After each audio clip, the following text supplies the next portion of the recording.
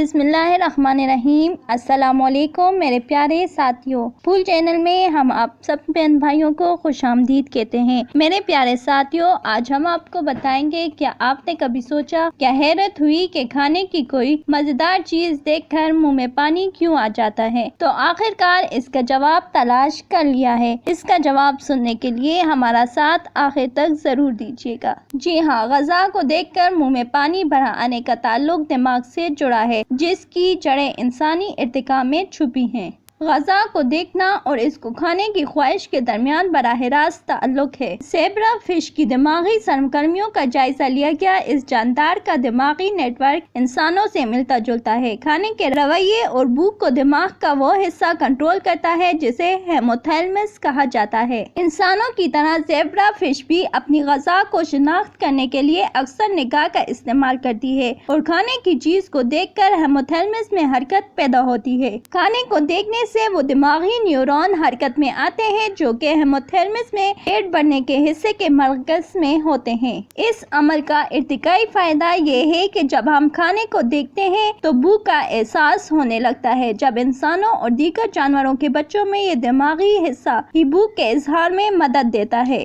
اسی وجہ سے ان کے اندر خوراک کو شناخت کرنے کی صلاحیت پیدا ہوتی ہے، ورنہ دوسری صورت میں وہ یہ سمجھ نہیں پاتے کہ کیا کھانا چاہیے اور کیا نہیں۔ اسی رد عمل کے نتیجے میں بچے اکثر چھوٹی چیزوں کو خوراک کے طور پر لے کر منہ میں ڈال کر اس کے بارے میں جاننے کی کوشش کرتے ہیں۔ اس عمل کو سمجھنے سے مستقبل میں زیادہ کھانے یا بسیار خوری کے عارضے قابو پانے کے لیے طریقہ کار تشکیل دینے میں مدد ملے گی۔ اگر آپ کو ہماری ویڈیو اچھی لگی ہو تو ہماری حوصلہ افزائی کے لیے لائک ضرور کیجیے گا، ہمارے چینل کو سبسکرائب کیجیے گا اور بیل آئیکن کو ضرور پریس کیجیے گا تاکہ آنے والی لیٹسٹ ویڈیو سب سے پہلے آپ تک پہنچے۔ شکریہ۔